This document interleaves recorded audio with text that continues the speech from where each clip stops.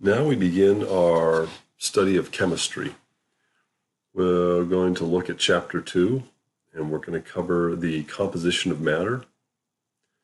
We will have 3 videos to cover this chapter.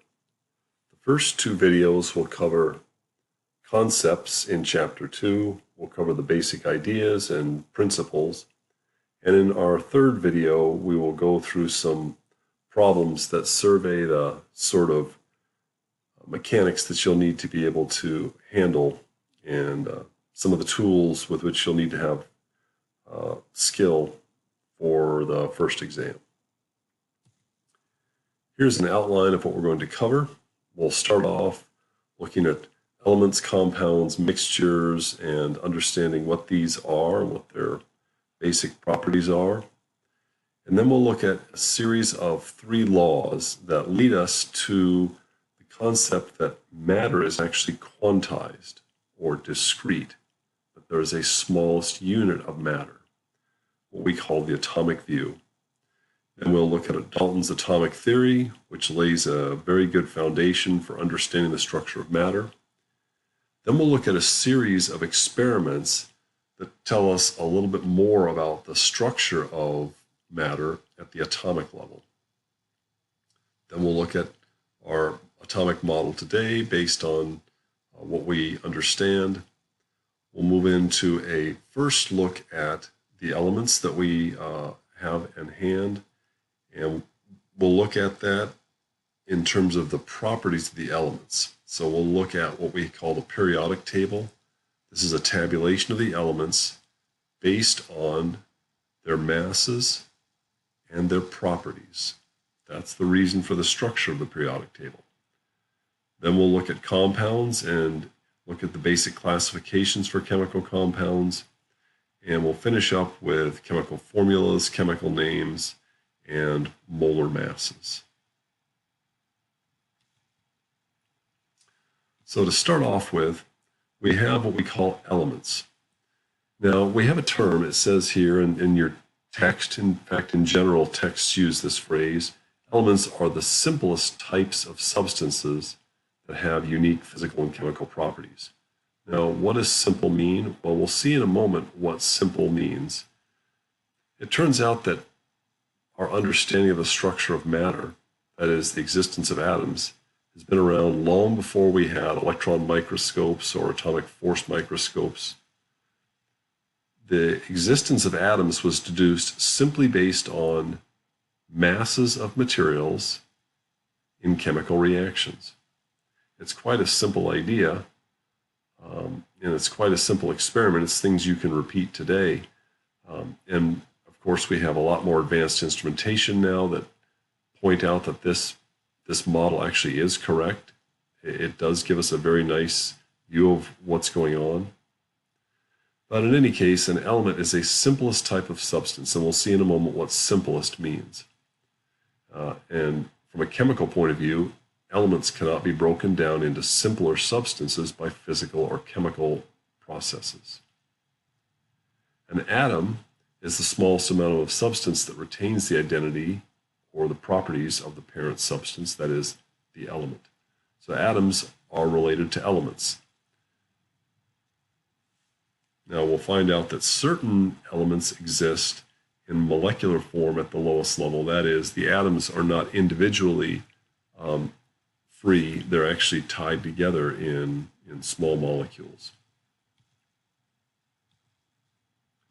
Next up, we have compounds. A compound is a substance that's composed of 2 or more elements that are chemically combined. And so it will have a unique set of properties relative to the 2 elements. So the compound will have unique properties that are often vastly different than the properties of the elements that combine together to produce the compound. And we'll find out that a molecule is generally the smallest structural element that retains the properties of the parent substance, which is the compound from which it comes. Now, there are some molecules that are related to elements, and they're very few, relative to the known number of compounds, which is on the order of 100 million. There's just a handful of molecules that exist for elements. Finally, we have what we call mixtures.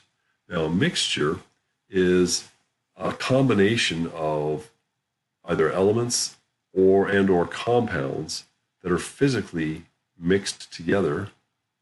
They're physically intermingled, but they're not chemically combined.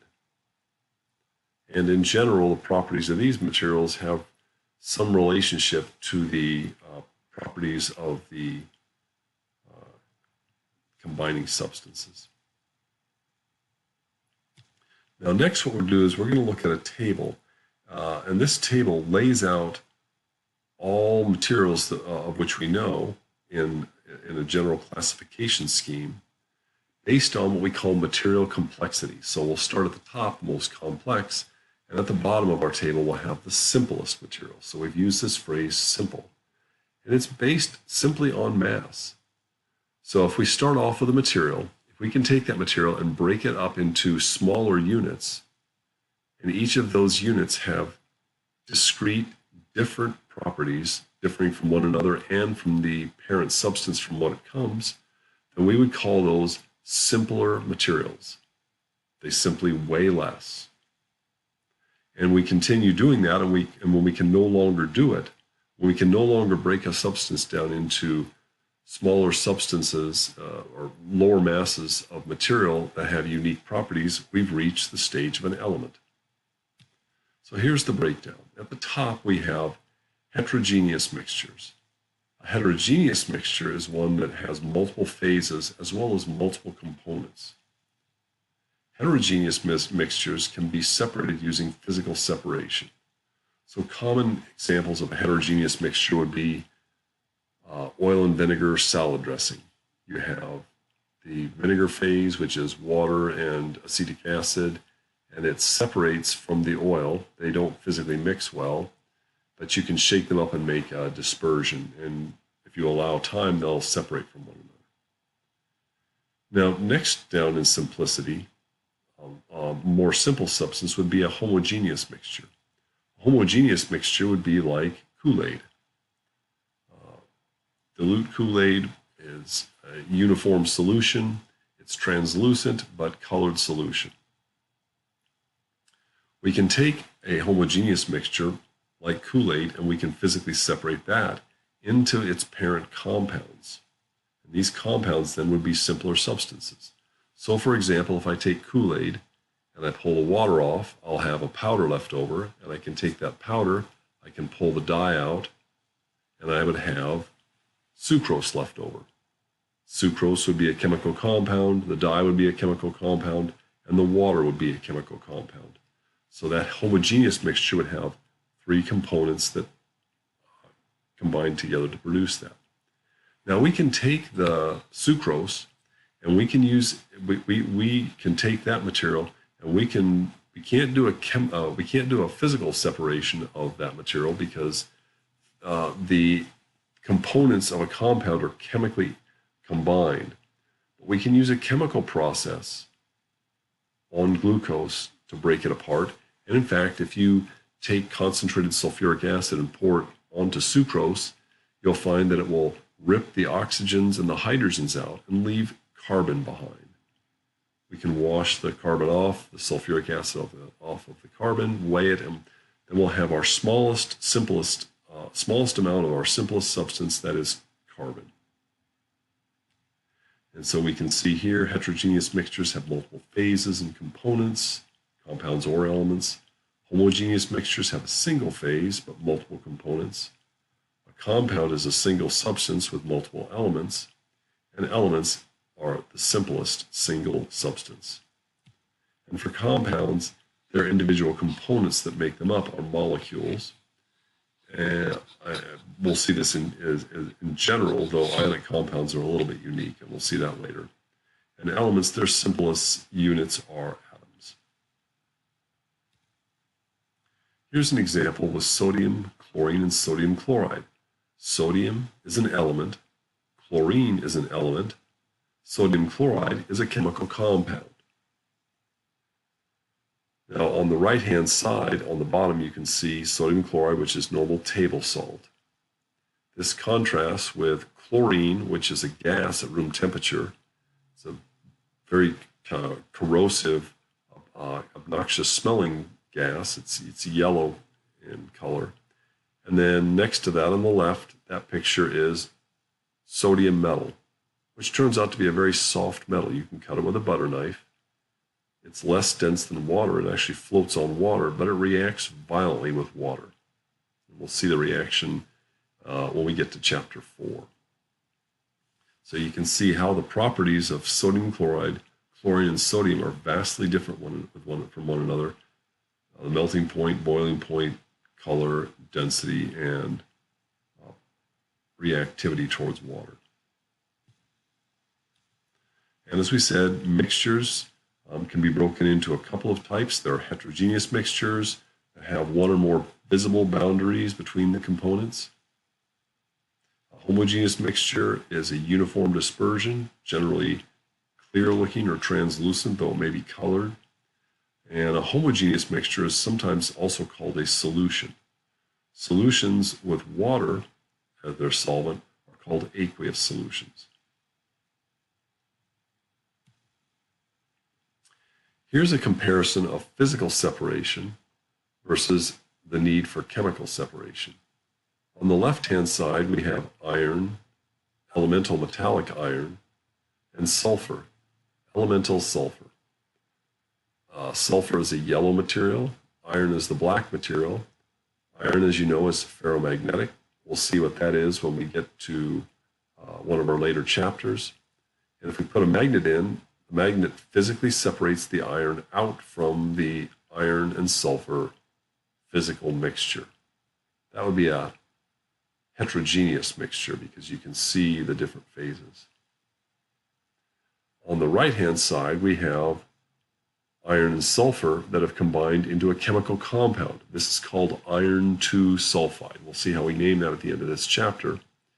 If I put a magnet here, iron 2 sulfide is non-magnetic. You can't pull the iron out because it's chemically combined with the sulfur. It's no longer ferromagnetic. So now what we're going to do is we're going to look at 3 key laws that led us to understand the existence of atoms. And this is long before we had electron microscopes. These 3 laws are called the law of conservation of matter, the law of constant composition, and the law of multiple proportions. For this course, you need to know these 3 laws, and you need to understand why they lead us to conclude that matter has a smallest, quantized, discrete, indivisible unit. And then once we've looked at these laws, we'll see how this led to Dalton's proposal or model for the atomic theory. First, we have the law of mass conservation. The statement of law of mass conservation is at the bottom. The total mass of substances does not change during a chemical reaction. And you may have heard in nuclear reactions, there can be other transformations, but in standard chemical processes, there is no mass change. And in the picture, we have a lead-2 nitrate solution, a sodium chromate solution. We pour the sodium chromate into the lead-2 nitrate, and we end up with a lead-2 chromate, kind of the big bird yellow precipitate. When we get to chapter 4, we'll see how we can predict that precipitation reaction to occur. And the mass before and after reaction is unchanged. It's exactly the same. The law of mass conservation can also be seen here. It was not understood for a long time because some reactions involve the consumption or production of gaseous materials. And if you don't contain those materials, they can escape into the atmosphere, and they may lead you to believe that mass can either increase or decrease during a chemical reaction. In this case, if we take calcium oxide and we heat it in the air, it can pull in carbon dioxide. But if we have a closed reactor with carbon dioxide, we can account for the mass before and after the reaction, and it turns out the calcium oxide mass plus the carbon dioxide mass is equal to the final product, calcium carbonate mass. The next law is what's called the law of definite composition, or sometimes called the law of constant composition. The basic idea here is no matter what source of a compound you have, its elements occur in the same proportion by mass. So it doesn't matter where you get a compound from or how you produce that compound. It always has the elements together in the same proportion by mass. And we'll see later on that this can be made described more precisely. It's actually the same proportion by amount. And we saw amount in chapter 1, that's moles. So this turns out to be very important. If you have calcium carbonate, if you get it from the cliffs of Dover, or if you carry out a chemical reaction with calcium oxide and carbon dioxide from the atmosphere, you will end up with compounds that are the same. They have the same combinations of calcium, carbon, and oxygen. And while this may not seem profound, you can take a very simple sort of process to illustrate why this is very important. So if I take calcium, carbon, and oxygen, but I have extra oxygen, I don't end up with oxygen-rich calcium carbonate. I just end up with leftover oxygen. The amount of calcium carbonate in the end will always have the same combinations of calcium, carbon, and oxygen. If one of those elements is in excess, it simply does not combine. You can contrast this with something like waffles. So if you make waffles, of course, you mix your flour and your milk or your soy milk or whatever you use with your eggs and your oil and mix it all up. And maybe you like to add a little bit of extra eggs in your waffle. When I make waffles, I like to have extra egg in them. So I'll throw an extra egg into it and I'll cook up the waffles, and then the waffles taste just a little bit more eggy when you get done, but you still have a waffle. So when someone eats the waffle, they'll say, well, this is a waffle. It may taste slightly different, but it's still a waffle. When I add extra eggs, after I cook it, I don't end up with a fried egg sitting on top of my waffle. The egg doesn't separate out. It actually combines in. So a waffle would be a mixture. But it turns out chemical compounds are very unique in that they combine the elements in the same proportion by mass. Now the third law is sometimes a little bit hard to visualize, but it's actually quite simple. It's the law of multiple proportions. And the law of multiple proportions works this way. If you have two elements, A and B, and they can combine together to form a compound. But depending on how you do it, A and B can combine to form two potentially different compounds. It will turn out that the ratio of the masses of A and B in the two compounds will actually be expressed as a ratio of small whole numbers. And so here's a very simple and common example. We can take carbon and oxygen. Carbon and oxygen can combine to form two different compounds. One compound is carbon monoxide, it's toxic gas, and the other is carbon dioxide, which is a common atmospheric component.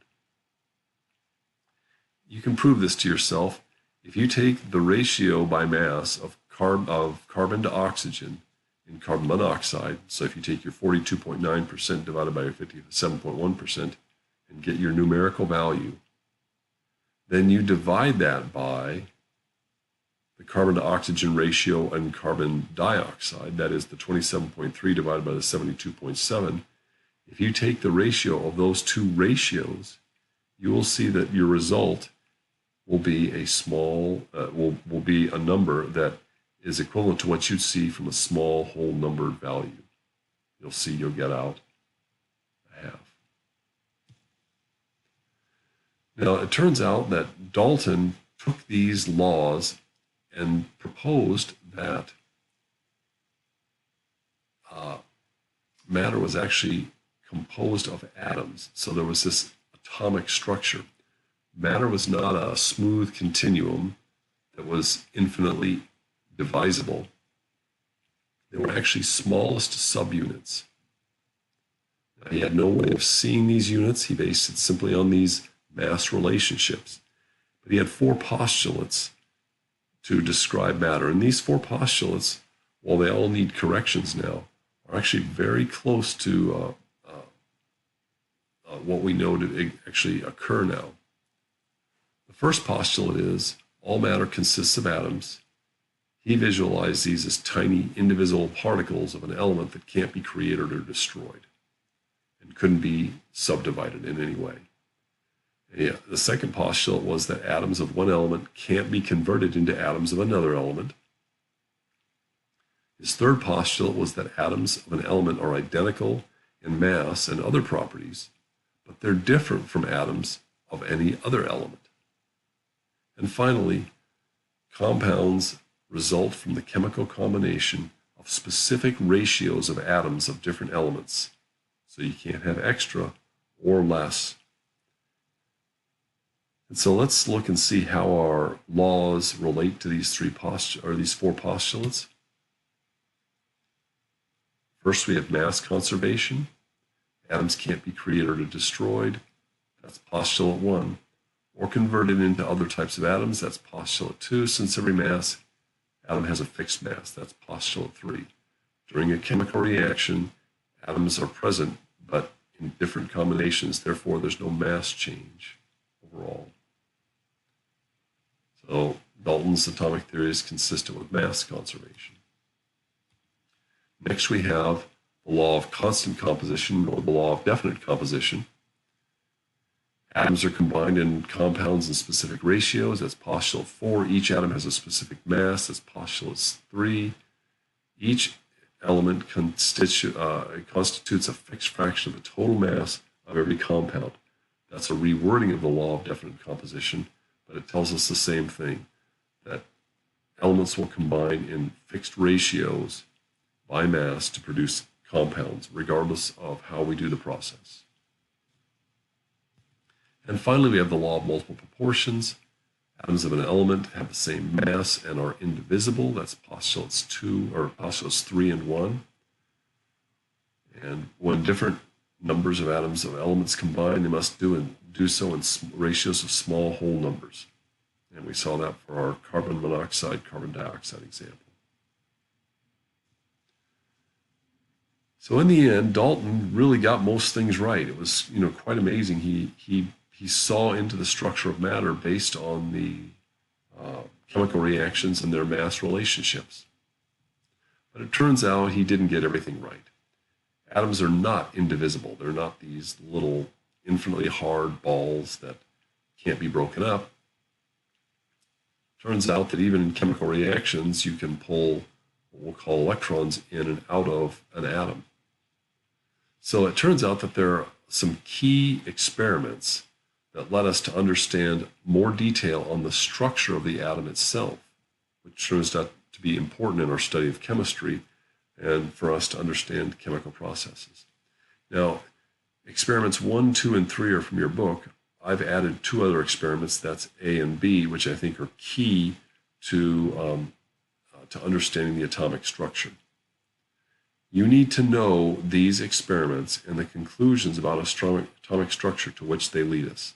So for this class and on exam 1, you'll see something about these experiments. Make sure that you understand these. The first experiment is Thomson's cathode ray experiment. The way this experiment works is shown on the left-hand side. You have an evacuated chamber or an evacuated tube, sometimes called a cathode ray tube. And in this tube, at the back side, you have what we call a cathode. That's simply a piece of metal. And this piece of metal is then heated up with an electric current. And when it's heated up, it releases particles. And if we have an anode that is a positively charged plate, we find that the particles that come off the cathode are drawn or accelerated towards the anode, and they pass through a hole in the anode. And if we have a magnetic field, we find that this ray of particles bends in the magnetic field. And these are called cathode rays. So the basic concept here, the rays bend in the magnetic field, that tells us that it consists of charged particles. And not included in your book, but listed down at the bottom. It turns out probably the most important piece of this allowed determination of the mass to charge ratio of the electron. Now, we're not going to explain this. It turns out that as charged particles move through a magnetic field, they experience the Lorentz force, and we can do a real basic mathematical expression. But suffice to say, for our purposes, in this case, we can determine the mass to charge ratio of the electron based on the accelerating voltage and the magnetic field strength. The rays bend toward the positive plate in the electric field, which tells us that these cathode rays are negatively charged particles. And it turns out, regardless of the cathode, you always get the same cathode rays. So you can use sodium metal, you could use iron, you can use cobalt, you can use aluminum. You always get the same cathode rays, and they have the same mass to charge ratio. So it tells us this particle is the same for all elements. And it's what we'll call the electron.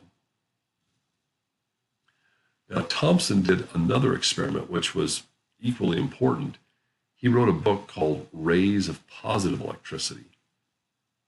And in this case, what he did was he put a gas inside his cathode ray tube. He used hydrogen gas. And when he excited the hydrogen gas, of course, he could have his cathode rays, which would go towards the anode. But there were a whole nother group of rays, which he called cathode rays or positive rays, sometimes he called them canal rays. And these would pass through a magnetic field, and he was able to determine their mass to charge ratio.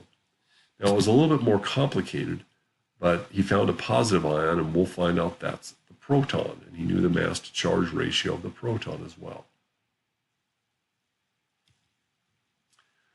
A scientist named Aston repeated Thomson's apparatus, and he did this with a whole bunch of different gases, and this allowed him to determine the atomic masses for a whole bunch of elements. The mass to charge ratios. He also discerned from this the existence of isotopes, and he was able to discern the mass of what we're going to call neutrons. This is a very important experiment. The diagram below is from Aston's original work, and it just shows that he used a magnetic field deflector just like Thomson did in his cathode ray experiments, but he used different gases and got different rays produced. Now, the next experiment is very important, and this leads to the magnitude of the fundamental charge. So just like matter is discrete, it turns out electric charge is discrete, and there's a smallest charge. And that charge is associated with an electron, and also, as we'll see later, a proton. Millikan's oil drop experiment is somewhat complex, but it's described here in this picture, and then we'll see it in a slide in a moment. He started off with a little mister, just like a spray bottle, and he would spray a fine mist of oil into an apparatus that he had. It was not evacuated, it was atmospheric pressure. When I was an undergraduate many years ago, our top student, she was quite brilliant, and she took her second physics course and spent the entire time trying to and ultimately reproducing Millikan's oil drop experiment. But it was a lot of work. I could see it was a lot of work for her to do. So you spray the oil droplets, and of course, when you spray oil droplets, they fall down under the influence of gravity. Now, in Millikan's experiment, he had a small hole, and some of the droplets could fall through. And in this region between the two metal plates, he had an X-ray source. And X-rays are ionizing radiation. They create charged particles. And these charged particles then would attach to the droplets of oil. So now he had charged oil droplets, and he could use the two metal plates and apply a voltage to them to cause the oil droplets to levitate. And what he would do is he would catch a single droplet, and he would look at it through the eyepiece shown on the left-hand side.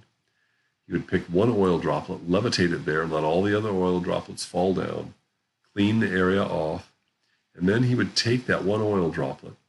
He would know the voltage that he applied, so he would know the force, the electrostatic force upward, and then he would collect the droplet, weigh its mass, and so he would know the gravitational force. By balancing those two forces, he could discern the magnitude of the electron charge. We summarize that here. X-rays create static electricity via a process we'll call ionization. We'll see that later in our course. These ionized particles attach to droplets. The electric field determines the force on the charged droplet. The mass of the droplet's weighed. By balancing the mass and the electric field force, he could discern the smallest charge value. And that was 1.6 times 10 to the minus 19 Coulomb. The third experiment, the least experiment number 3, I guess this is our 5th experiment, but the third one discussed by your book is Rutherford's alpha scattering experiment. And this led to a picture of, okay, it was understood that there were now charged particles that compose the atom, negatively charged electrons, positively charged protons. Well, how are these charged particles arranged in the atom? So Rutherford took an alpha particle source, and alpha particles are high energy radioactive particles. They're charged particles. They have a positive charge on them. And he shot these into a very thin film of gold foil. As you probably know, you can take gold and pound it out into extremely thin gold leaf. In fact, it's so thin you can even put it on fancy desserts and eat it. And so he took this alpha source and bombarded this gold foil, expecting to see some sort of scattering to give some picture on maybe if there was a crystal structure within the atom of charged particles. What he found was most of the particles simply passed through with little or no deflection, but a few of the particles bounced entirely backwards. And that tells us that there's a momentum process here where a whole bunch of the mass of the particle, of the atom, must be concentrated in a region, and that mass must be positively charged because it repels the alpha particles. So here's our summary of Rutherford's alpha scattering experiment. The alpha particles are positively charged, high energy radiation. They're a helium nucleus, doubly positively charged particle. Alpha particles can penetrate matter. These alpha particles were incident on an extremely thin gold film, and they scatter the radiation. A few of the particles scatter directly backward. So momentum considerations tell us that the positively charged region of the particle is concentrated in a small region, what is termed the nucleus. But most alpha particles simply pass through the foil, indicating most of the atom is empty space. Here's our overall picture of the atom now, and we have more detailed picture of this now. A typical atom is on the order of 1/10 of a nanometer. So you remember back chapter 1, you learned nano is 10 to the minus 9. And so the atom is about 1/10 of a nanometer across. That's 10 to the minus 10 meters. Sometimes that is termed an angstrom. Most of that space is taken up by a cloud of electrons. In the center is a concentrated positively charged region, what's termed the nucleus, and the nucleus is about 1/2 of a femtometer in diameter.